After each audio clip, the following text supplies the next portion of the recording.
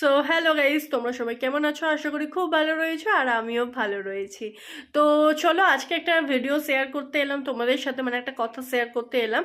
তোমরা এর আগের বছর আমি যখন পন্ডিচেরি গেছিলাম একটা ভিডিও দিয়েছিলাম, একটা না দু তিনটে মতো ভিডিও দিয়েছিলাম, আর সেখানে তোমরা অনেক ভালোবাসা দিয়েছো।